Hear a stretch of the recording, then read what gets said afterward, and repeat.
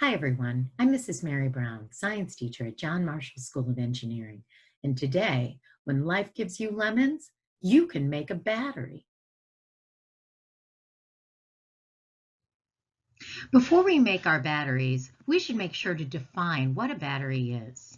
A battery is a device that converts stored chemical energy to electrical energy, which is kinetic energy. When it's connected in a circuit, a battery will produce electricity. This is our electrical energy. Recall, like Mrs. Makita told us a few weeks ago, that in any change, energy is always conserved. A battery is composed of two ends. We call these terminals or electrodes. The anode is the negative terminal. The cathode is the positive terminal. An anode is generally an element that is a very reactive metal. In other words, this metal likes to give up its electrons. Cathodes are generally a less reactive metal. This means that they attract electrons more strongly than the anode, and this difference in electron attraction is what helps the battery to generate electricity. We're going to talk about the electrolyte in the center in just a moment. Wait a minute, Mrs. Brown. Why are you talking about electrons? I want you guys to recall that all atoms are made of protons, neutrons, and electrons. The reason that we're talking about electrons in terms of the battery and electricity is because really electricity is just the flow of electrons through a closed circuit. When you connect the anode and cathode with a conductive material, often a wire, a circuit is formed. When the circuit is closed, electrons will flow through the wire and a current of electricity is produced. There's some really important chemistry behind batteries. Again, we already talked about the anode and the cathode and this electrolyte, which we're going to discuss in a moment. If the circuit is open, electrons are not released. Again, the energy is stored as chemical potential energy inside of the battery. However, when the circuit is closed, as we can see here, the anode begins to release electrons, and these electrons flow from that negative terminal, the anode, to the more positively charged terminal, the cathode. And again, I talked to you about this electrolyte. The electrolyte is important. The electrolyte is not actually part of the chemical change that generates the electricity, but it's essential to making it happen. The electrolyte is a solution of something called ions. Ions are atoms or packages of atoms that have lost or gained electrons, so they are now positively or negatively charged. Because they're charged particles, they create a conductive bridge. In other words, they're really good at conducting electricity or electrons, and they create this bridge between the anode and the cathode and help that chemical change to take place that produces the electrons. That chemical change or reaction is a special type of reaction called an oxidation reduction reaction, and we're going to see this when we go through our lab. All right, guys, so let's go ahead and get started making our lemon batteries. I'm joined today by my partners Dante. Hello. And Elliot. Hey. And we're going to make 3 lemon batteries. Each one of us gets to make a battery. When you make your lemon battery, you're going to need a juicy lemon.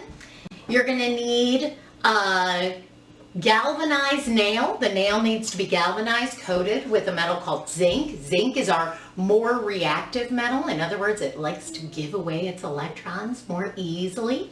You also need a penny. It's great if you can get a hold of a penny that was pressed before 1982 because those pennies are 100% copper. But these pennies that we have today since 1982 are coated in copper. They're plated, so they're fine too.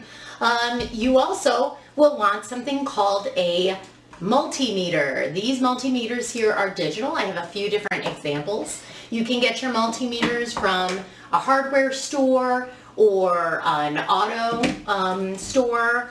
The multimeters might be found in a relative's garage. So that's what we're going to use to actually measure our battery's power output.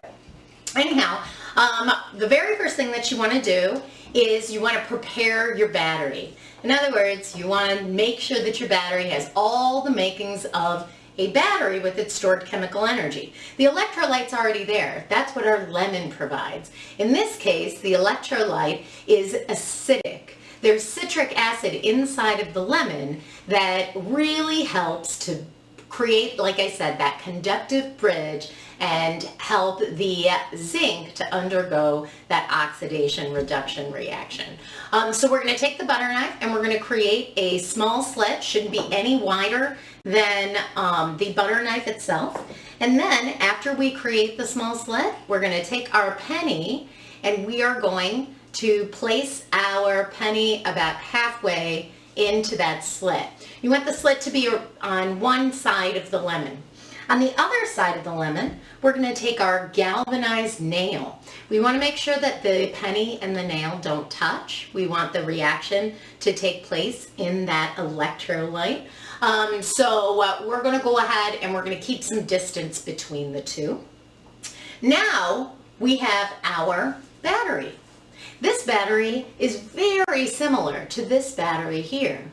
The positive side, the copper, which is less reactive, is our cathode, and the negative side, the zinc, which is more reactive and gives up its electrons more easily, is our anode.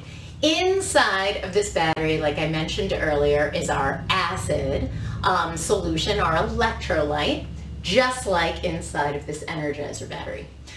Right now, we're not making electricity. That's because our chemical energy is still stored. Why do you think our battery isn't producing electricity right now? What do you think, Elliot? Is it because it's an open circuit? It is indeed an open circuit. We need to close the circuit. We've got these alligator leads here. These are sections of wire with alligator clips at the end that we can clip onto our anode and cathode. So let's go ahead and set up our circuit with the wires so that we can start to make our battery produce power. All right, so I'm going to take one color and I'm going to attach it to my copper penny, and I'm going to take another color and I'm going to attach it to my zinc coated nail. Very good. All right. So, and you'll notice that Elliot has red and green leads, and he's using these correctly. He has the positive black wire. Actually, I said red and green. I meant red and black. He has the positive black wire attached to the negative anode, the zinc, and he has the negative red wire attached to the positive anode. Remember, the electrons want to flow from the negative to the positive. All right, so what do you guys think? Is our battery making electricity now? Yeah. It is? Yeah, well, No. not you, but it's mine. Why? Why is my battery not making electricity? It's still an open circuit. You gotta connect them. Oh, that's right. The only way that we're going to get that oxidation reduction reaction is by closing our circuit. Let's take a look at what this looks like inside of the lemon. As you can see, inside of the lemon, the zinc is undergoing oxidation. And because it's undergoing this oxidation, it's losing electrons. Those electrons are flowing through the circuit and they're making their way to the other side, to the copper anode. Along the copper anode is all that acid, and the hydrogen ions in that acid that are positive take those electrons and they become reduced hydrogen gas. All right, so right now I've told you guys that our circuit is closed and that oxidation reduction is occurring. In other words, our zinc is being oxidized, it's releasing electrons, and the electrons are flowing through our closed circuit towards the positive cathode, the copper, where the electrons are reacting with hydrogen inside of our acidic medium and releasing very tiny amounts of hydrogen gas. Do you guys believe me? Yes. You do? Yes. Well, wait a minute. What's your evidence? You don't have any. Is it always a good idea when you're drawing conclusions about something scientific to have some evidence? That's why this multimeter is here. Oh, well, let's go ahead and collect some quantitative data that verifies that our batteries are actually producing electricity, okay? Yeah. So the very first thing that we're going to do is we are going to set up a nice table to record our data. Our table includes our names, in other words, our battery, and we're also going to measure the volts. The volts is a measure of the force of the electrons that are coming from the battery or being produced by the battery. We're going to as well measure the current. The current is measured in amps. The current is a measure of the rate of the flow of electrons, how quickly those electrons are moving. So we're going to go ahead and we're going to record both of these data points because it's always a good idea to get as much data as possible, and we might want to use it in the future. So we're going to set up our multimeter. The very first thing again that we want to measure is voltage. Because our batteries produce a very small amount of electricity, we're going to set up our voltage, our multimeter to measure small amounts of voltage. We're going to set it up so that it's measuring in what we call millivolts, okay? And actually, it's not going to measure in millivolts. It's going to measure in volts. Our voltage is going to be measured at 0.000 to the nearest thousandth, okay? So we're going to go ahead and we're going to hook up our battery. Again, we want to connect the anode, which is which? The penny or the nail? Negative? The anode, yeah, the negative. The nail, very good, because that's our zinc and that's our more reactive metal, wants to give up those electrons, right? Mm-hmm. So we're going to connect the anode to the positive terminal on our multimeter. And then, and right now we're not quite starting the process because our circuit isn't closed, but we're going to connect the negative terminal to our cathode in the battery, our copper penny, and we should get some voltage. Okay. All right, so I got 0.945 volts. How about you guys? 0.945 volts. I got a good amount less than that. I got 0.825. You got 0.825? Yes. All right, so I got 0.94. It's actually saying 946 volts. Elliot, I want you to go ahead and record your volts. All right. Don't forget that's point. Oh, there's so much. It's like moving a lot. I don't know. I'm just gonna put whenever I saw it. What? Oh, there we go. You got 0.945 yeah, it volts. keeps on going down and stuff. Mm-hmm. Now it's going up. It just keeps on switching. All right, and what'd you get, Dante? 0.825. 825 volts. Very good. You're right on this without All right.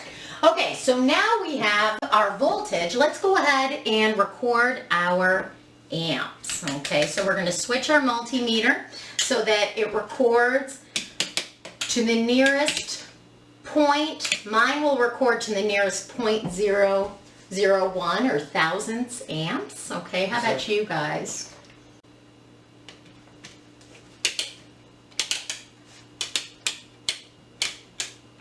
All right, very good. So yours is at 0.115. Right. Okay, so what this is actually... It keeps on switching. Yeah, it is. It is. I don't know what's wrong with mine, and everybody else's just stays. All right. So in this case, we're actually recording, or we're recording our amps in something called milliamps.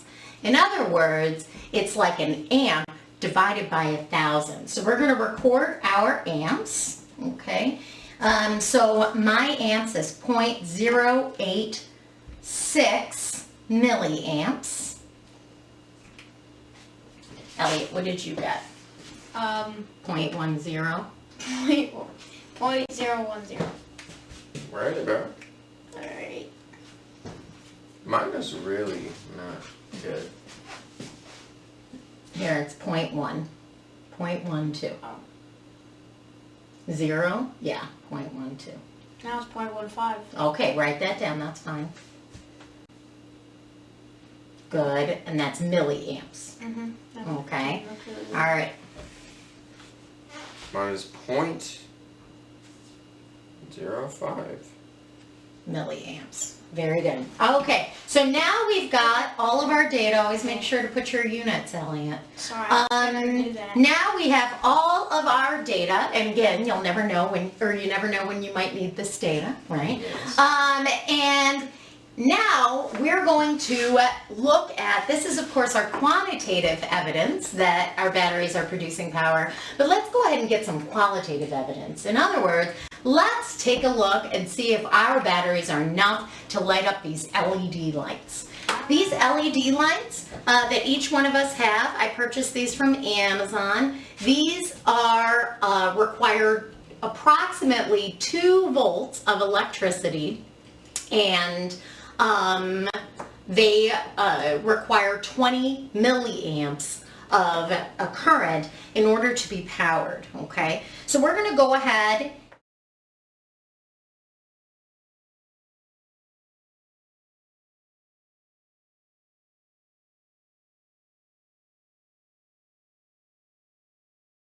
Lead-acid batteries don't produce a lot of power. Nope. So we need a way to make these batteries produce a little more voltage for us. What do you think? What can we do? Elliot, what do you think? Maybe we can connect all of ours? So Elliot just suggested a really good idea. Because if we connect our batteries in a circuit called a series circuit, then we get to add all of our batteries' voltages together. So let's go ahead and do that and see if we're able to get one of our LED lights to power. So we're going to go ahead and connect in series. When you connect in series, you take all of the negative ends and you connect them to positives, and all the positives will connect to the negatives. Because the negatives want to flow to the positive. Very good. So we're going to go ahead and I'm going to take Elliot's, leads. And Elliot, is that your negative side or your positive side? That's my positive. So That's my positive. I have this. Negative. This is my positive. So what do we need to do? We need to switch. Very good. So we're going to go ahead and we're going to try connecting our batteries in series. And? Yay! We have great qualitative evidence that our batteries have produced enough voltage and enough current to power a light. Very good.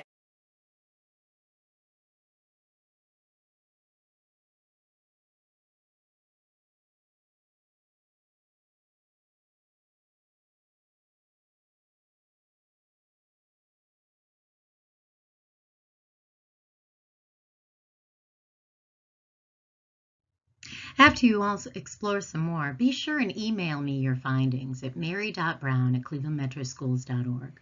I hope you all enjoyed learning more about batteries and the chemistry and physics behind them with me today. I really can't wait to see what you all come up with, and I thank you so much for participating with my family and I. You all take care, stay safe, and keep learning. This is CMSD.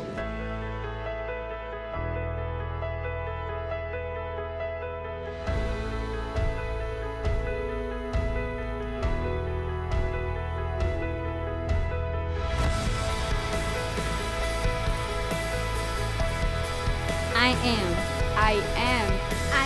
Yo soy. I am Cleveland's public schools.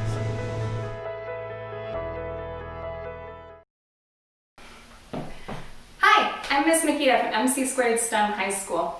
We're here today to talk to you about energy.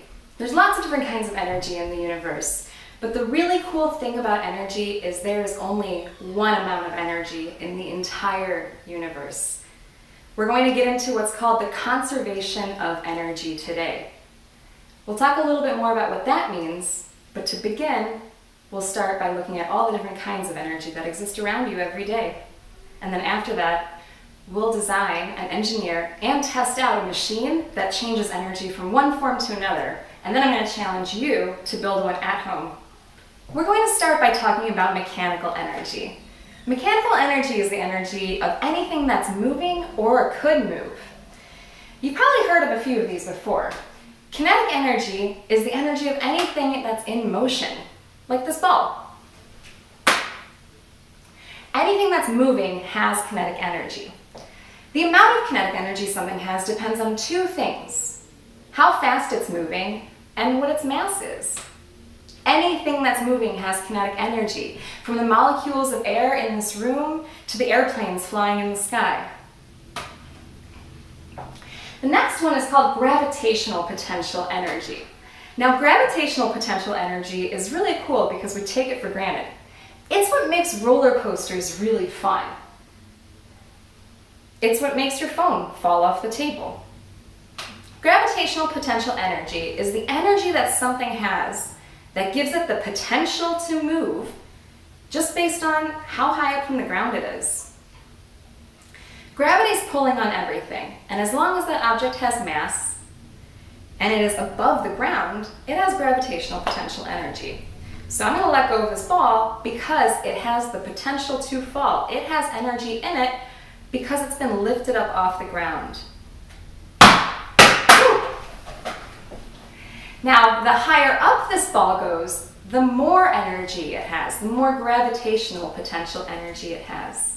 Again, all I did was change how high it is. But do you see how I lifted it up? I had to put energy into lifting it up. And that energy is going to be released when I let go of it.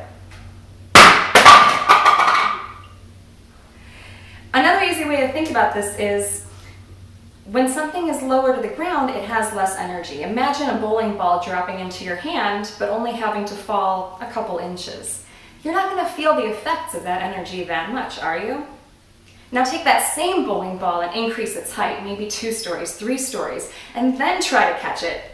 It's going to hurt. You're going to feel that enormous amount of energy that it gained simply by increasing its height from the ground. And that's why the biggest hill on a roller coaster is always the first one, because that gives you that height that starts that chain of energy transformations from kinetic to potential, back to kinetic, into potential as you move through that roller coaster. The last kind of mechanical energy I want to talk about is elastic potential energy. Now, this is really cool. You don't really think about a rubber band just having energy on its own, but as soon as you stretch a rubber band out, it gets really fun, right? Elastic potential energy is the energy that's stored in compressed springs, think springs that go boing, or in stretched out materials like rubber bands. You see, just like before, when I lifted that ball for gravitational potential energy, when I stretch this rubber band, I'm putting energy into it by stretching it. That energy is stored in that tension in that rubber band and released for me to feel.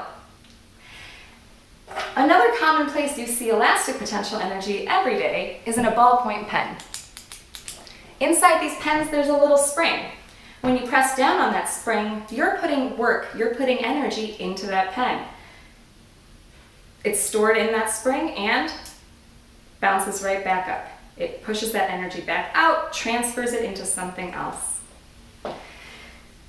Our machine that we built that we're going to look at pretty soon uses all 3 of these energies in lots of different places. See if you can find them. There are 6 more types of energy that we're going to talk about. The first one is sound. Did you know sound is energy? You can really feel that if you are ever in a car that's playing music really loud, or maybe at a concert, or maybe you're just playing music really loud in your room. You can sometimes feel those vibrations in the materials in the air around you. Sound is energy. Right now, the sound of my voice is coming out of your TV, and that energy is traveling through the air to your ears. Chemical energy is stored in the bonds between molecules, and it's released when those bonds are broken. The easiest place to think about that is food. Think about the last thing that you ate. That energy is stored in those molecules of food. When your body digests that food, it breaks apart those molecules, releasing all that good energy in your food and fueling your body with it. That's chemical energy. Also, the gasoline in a car. We put gas in a car, and the car's engine transforms that gas into all different kinds of energy. It transforms it into sound coming out of the stereo. It transforms it into heat coming out of your heater. It transforms it into kinetic energy, making the car move. And nuclear energy. Now, you probably don't experience nuclear energy transformations around you every single day, but they exist. We have nuclear power plants not too far from Cleveland. Nuclear energy is stored in the bonds between atoms, within atoms, and it's released two different ways. One is fission, and fission is when we break atoms apart and release enormous amounts of energy. And the other one is fusion. Fusion is when we smash atoms together and create new atoms from those. Incredible amounts of energy are released there. Fusion is what fuels the sun. In the sun, hydrogen atoms come together and form helium atoms and release incredible amounts of energy during that process. Thermal energy, or heat energy, is caused by the motion of particles or molecules. The more something's moving, the more heat or thermal energy it has. Light bulbs take electrical energy and turn them into light, obviously, but they also transform that energy into thermal energy, which is why light bulbs are hot when you touch them. Another kind of energy is called radiant energy. This includes the energy of the light coming from the sun, but it also includes a few other things on the electromagnetic spectrum. Radiant energy can also be called electromagnetic energy, and it includes things like X-rays, gamma rays, UV rays, radio waves that satellites use to communicate, infrared rays, which is what your TV remote uses to talk to your TV. And lastly, electrical energy. You've all experienced electrical energy, but the neat thing about electrical energy is you see it being converted or transformed into a lot of these other kinds of electricities or energies all around you every day. Think about a cell phone that lights up when your friend calls you. That's electrical energy turning into light energy, but it also vibrates. That's electrical energy being transformed into kinetic energy. Maybe you're playing your favorite song. That's electrical energy being transformed into sound energy. Or maybe you have too many apps open on your phone and it overheats. That's electrical energy being transformed into heat energy. These energy transformations are all around you. See if you can find some. Energy is transforming all over the universe from one form to another. But the really cool thing is that there is a set amount of energy in the universe. The amount of energy that exists never changes. We can't create it. We can't destroy it. We can only transform it from one type to another. This is what scientists call the law of conservation of energy.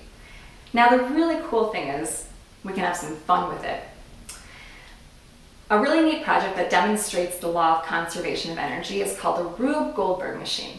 Now, Rube Goldberg was a cartoonist, inventor, engineer about 100 years ago, but he was most famous for coming up with these comic strips, these cartoons that showed really long chain reactions of energy turning into other kinds of energy, huge chain reactions to accomplish really, really simple tasks. Imagine a chain reaction of dozens of steps just to turn a light switch on. Seems kind of unnecessary, right? But it's actually really fun. These machines can have just a few steps. They can have a whole bunch. But they all rely on the law of conservation of energy, knowing that with just a little bit to start, we can change that energy into another kind, into another kind, into another kind, and keep that reaction, that chain reaction going until we accomplish whatever task you've set out to do. And the best part about Rube Goldberg machines are you can use anything you have around you. You don't have to have a fancy lab, you don't have to have any fancy equipment. You can just use the stuff to your left and to your right. Look around. Now I built a Rube Goldberg machine. Are you ready to see it? Try to identify the different forms of energy as you go along, and try to identify the different changes in energy as you go along. Ready? Come on.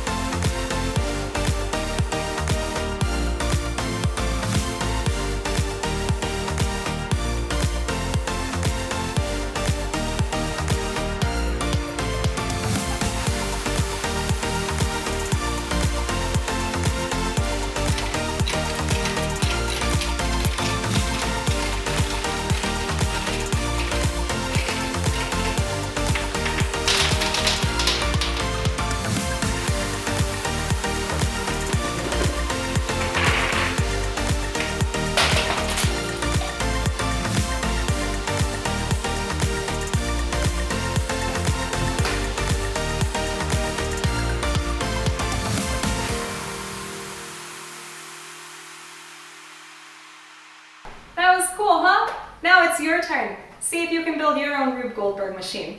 Start small, 2 or 3 steps, and then add on to it as you get the hang of it. You can use anything you have around you. That's the best part. You can use books, you can use toys, kitchen utensils. You can even use things that were headed for your trash or your recycling. I did. And you can work with your family. Or you can do it alone if you want to. No matter what though, if you're building a Rube Goldberg machine, you are following something called the engineering design process when you build. The engineering design process is a framework. It helps us figure out how to solve problems. Do you consider yourself an engineer? Maybe? Well, if you've ever had an idea and planned that idea out and tinkered with it, played around with it, tested it out, then you're an engineer. And you are using the engineering design process without even realizing it. I used the engineering design process when I built my Rube Goldberg machine, but I wasn't looking at a chart to do it.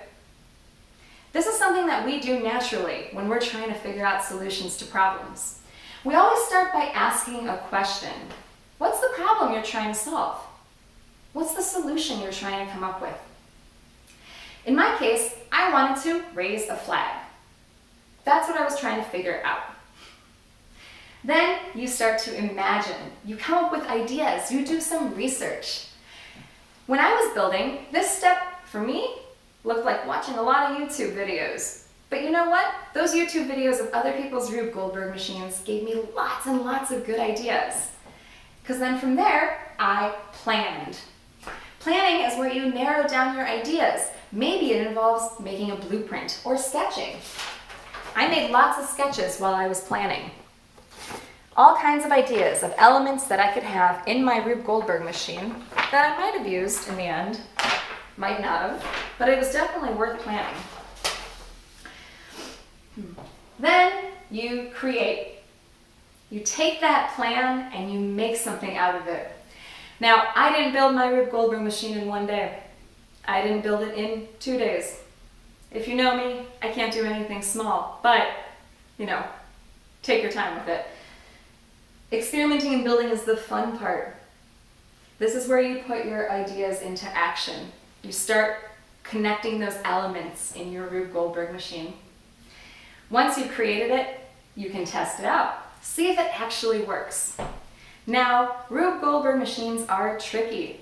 You might have a really cool plan, a really cool sketch, and then you even put it together. But when it comes time to test it, it does not work. It might not work the first time, or the second time, or the third time. But that's okay, because in the engineering design process, you don't just give up and scrap it.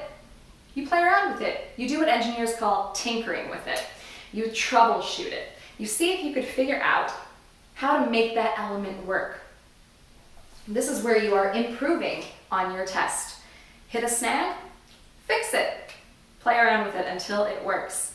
And then once it finally works, this is the best part. Share. Share your creation, just like I shared my Rube Goldberg machine with you. Good luck building your own Rube Goldberg machine. There's energy being transformed all around us. And with a Rube Goldberg machine, you can really see how fun that can be. Bye! This is CMSD.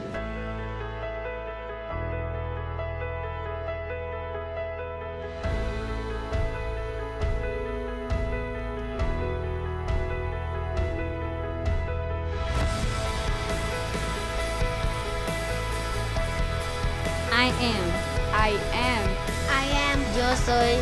I am Cleveland's Public Schools.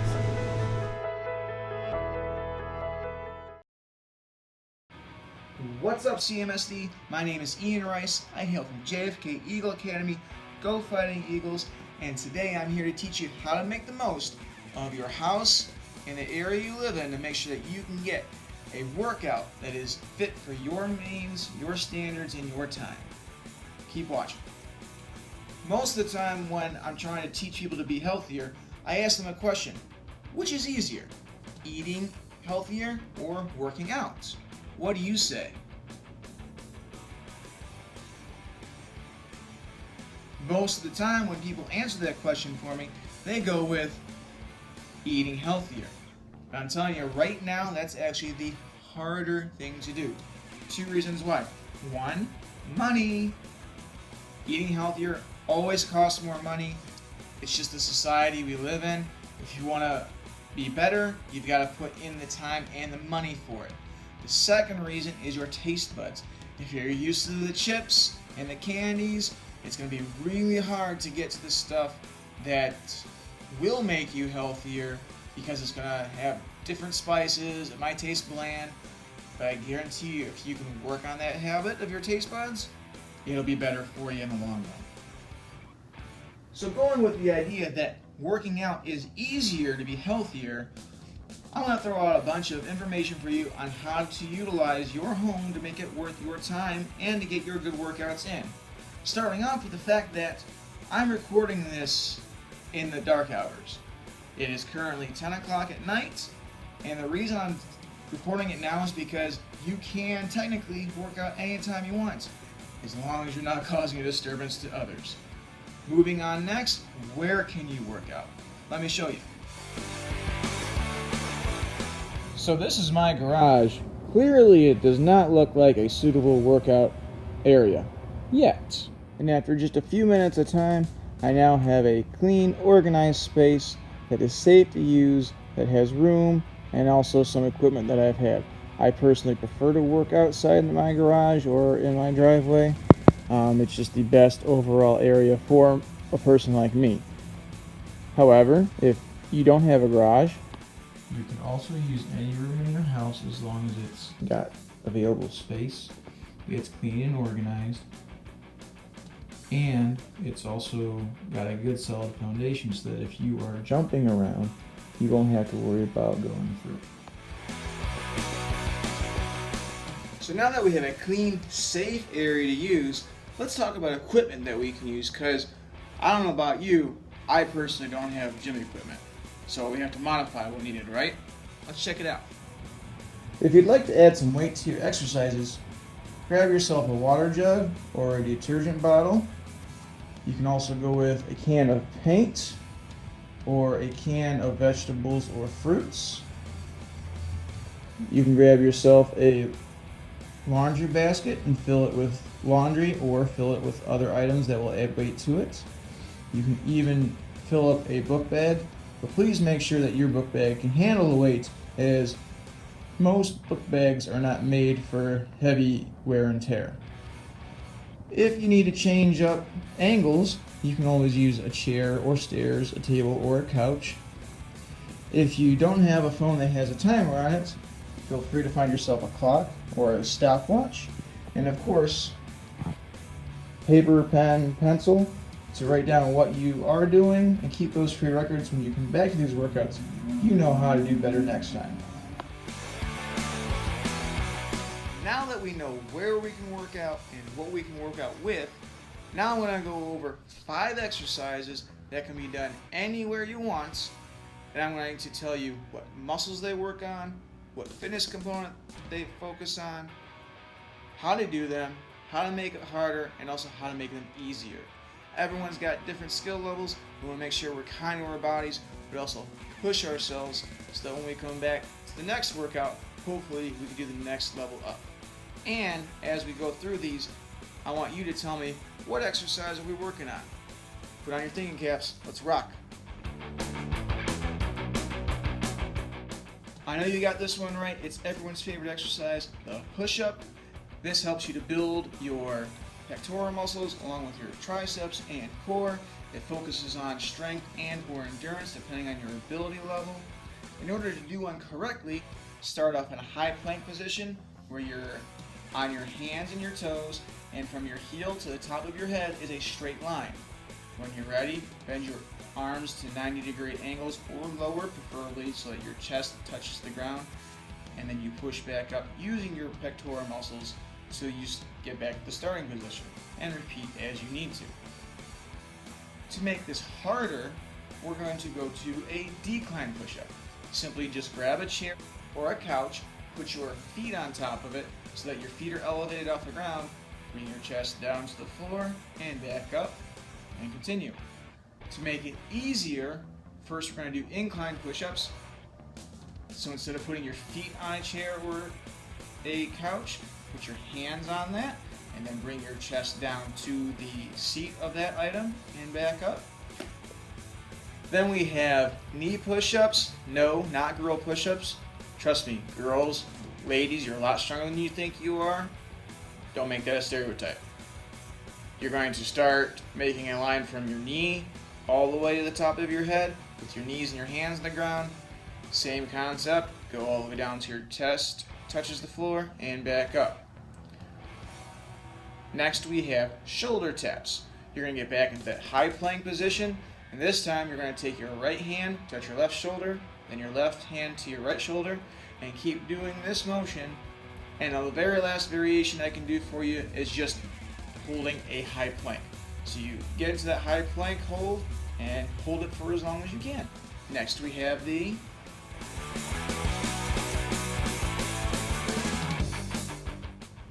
sit-ups. Are going to target your abdominals, and this is a endurance-based exercise.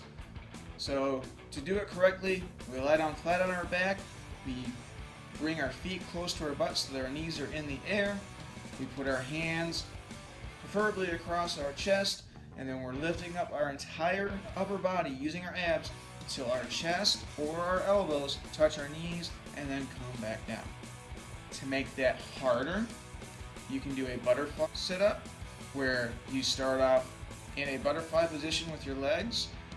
You lay all the way down, your hands then touch your feet, and then go back and touch the floor, back and forth. To make it easier, we're going to go to a crunch. Instead of lifting your upper body to your knees, all you're going to do is just lift high enough to get your shoulder blades off the floor.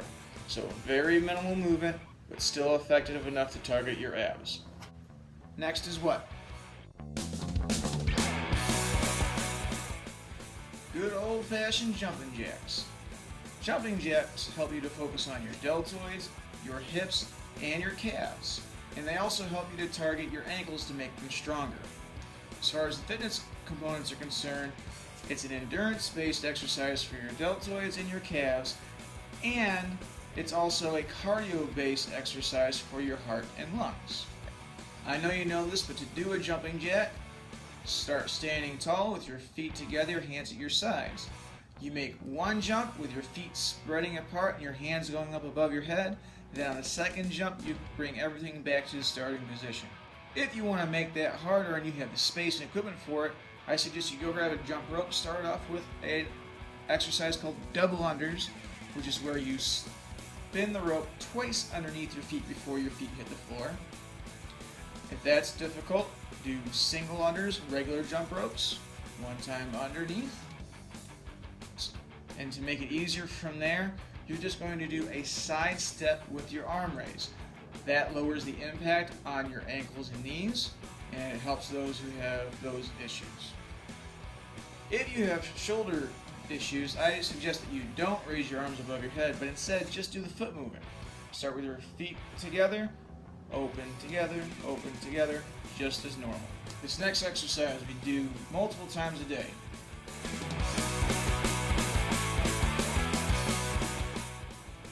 You said it right, squats. Squats help you to build all of your leg muscles, your quadriceps, hamstrings, calf muscles, and also your gluteus maximus, which are your butt muscles. Squats also focus on the fitness component of strength and or endurance depending on your skill level. So, to do a squat, you're going to stand tall with your feet shoulder width apart. Then you're going to start bending at the waist and the knees till your waistline is parallel with your knees or lower, which then that relieves tension off of your knees for those that have knee issues. And you stand right back up, standing tall. Always make sure through the entire movement that your heels stay on the floor. If you need to, bring your arms forward as a counterbalance. To make this harder, we're going to introduce you to a move called pistols. Pistols are one-legged squats. You can also do a pistol with a chair. I'm not great at these, so I always use them with a chair. To make squats easier, you can squat with a chair, or I suggest that you do lunges. When you do a lunge, you just take one step forward with one leg, then with the leg that's underneath you, you bring that to the ground and gently touch the ground with your knee, then stand back up, switch legs to get the other side done, keep alternating as you need to. Last but not least,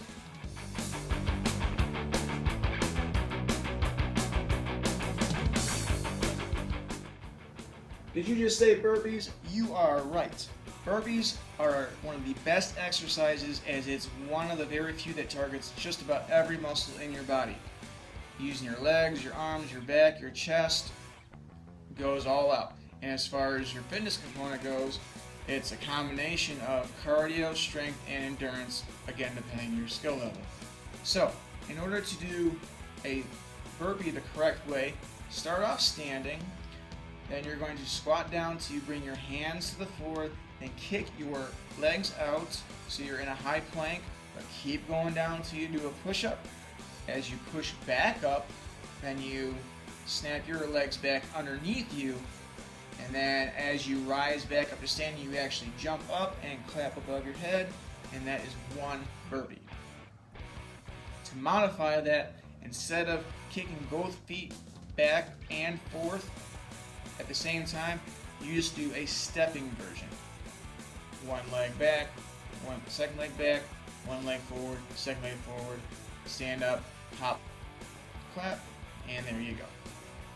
Every workout should have 3 phases: a warm-up, a main activity, and a cool-down.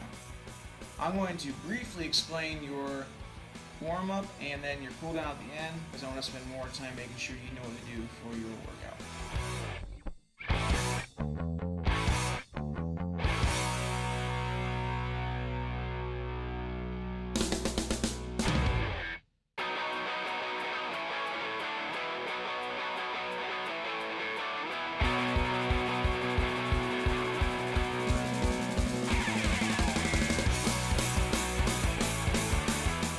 For today's workout, we're going to do a workout called an AMRAP, which stands for as many reps as possible with a time limit of 30 minutes.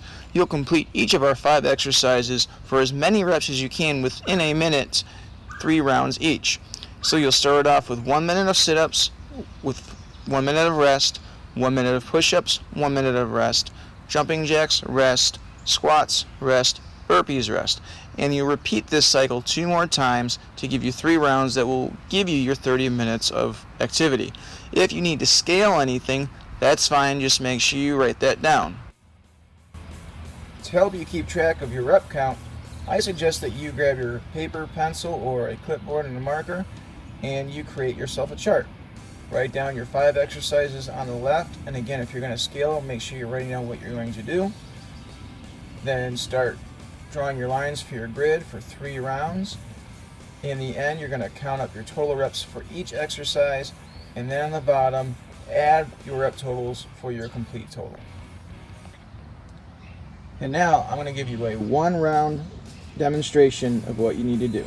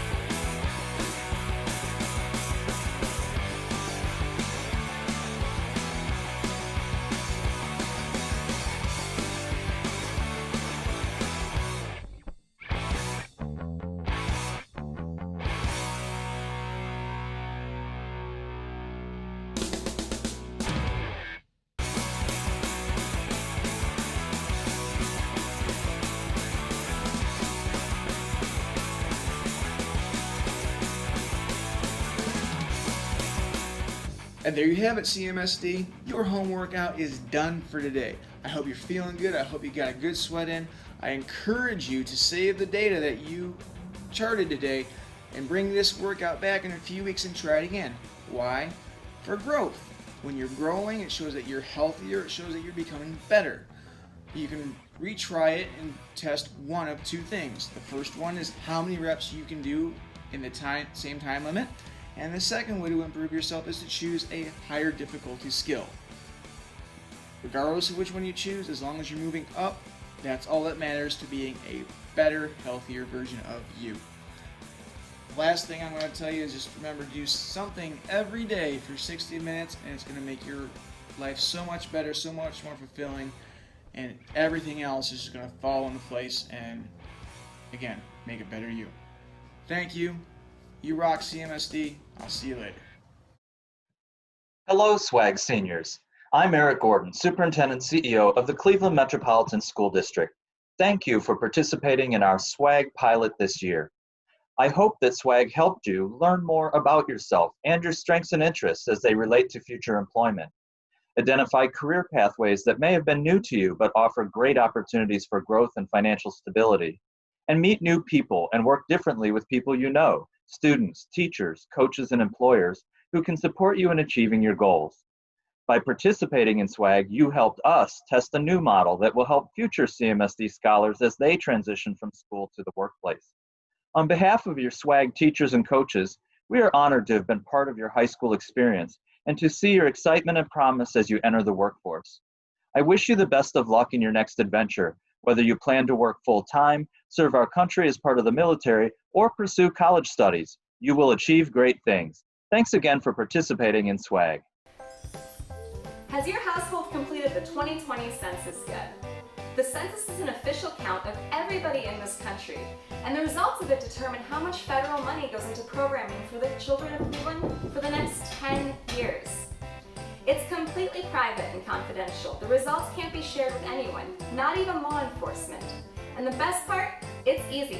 You can fill out your census online, by phone, or by mail.